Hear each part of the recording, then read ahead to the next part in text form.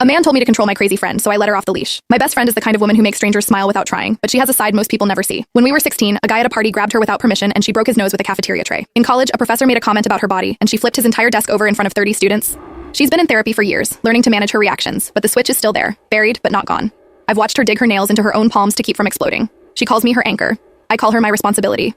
My best friend and I had been planning this trip to Italy since graduation, saving every paycheck for 2 years, and she promised me she could handle it. I'll be fine. I just want to see the Colosseum. I believed her. We landed in Rome with matching backpacks and a list of museums to visit. I thought maybe things would be different here. They weren't. We noticed him on day 1. A man who worked at a shop near our hotel noticed us. "Where are you going?" "Beautiful," he called out as we passed my friend jaw tighten. I squeezed her hand. "Ignore him," I whispered. She nodded and kept walking. Day 2, he steps directly into our path. "Let me show you around." I know all the secret places my friend's breathing changed. I recognize the signs. "We're fine," I said, quickly pulling her around him. She didn't speak for an hour after that. Day 3, he followed us for an entire block, close enough that I could smell his breath. "You're not being very friendly," he said. "I'm trying to be nice to you." My friend stopped walking. Her hands were shaw. I saw her knuckles go white. "Don't," I said quietly. "Please remember what happened last time." She closed her eyes, took 3 deep breaths, and we walked away. That night she couldn't sleep. "I hate this," she whispered. "I hate that. I can't just be normal." I held her hand in the dark. "You're doing so good. Just a few more days." Day 4, he was waiting outside our building when we came down for breakfast. "I know which room is yours," he said, grinning at her. "I watched your window last night. Every muscle in my friend's body went rigid. I physically stepped them. We call the police." I said. He laughed. "And tell them what that a man finds your friend beautiful. They'll thank me." I dragged her away before she could react. I reported him anyway. The officer shrugged. "He's harmless. You should be flattered by day 5. My fearless best friend wouldn't leave the room. The woman who once told off a cat caller so eloquently he actually apologized was now sitting on her hotel bed with her arms wrapped around herself. "I can feel the anger and hatred building," she said. Her voice was small. "Wrong. This wasn't her if he touches me. I don't know what I'll do." I felt completely useless, watching her shrink into herself. I convinced her to try one more time, just lunch at a quiet restaurant with a clear view of the door. She agreed, reluctantly. We barely sat down when the waitress glanced out the window and rolled her eyes. "This guy again?" she muttered. My stomach dropped. The same man who'd been harassing us walked in like he owned the vase, pulled up a chair without asking, and leaned toward my friend.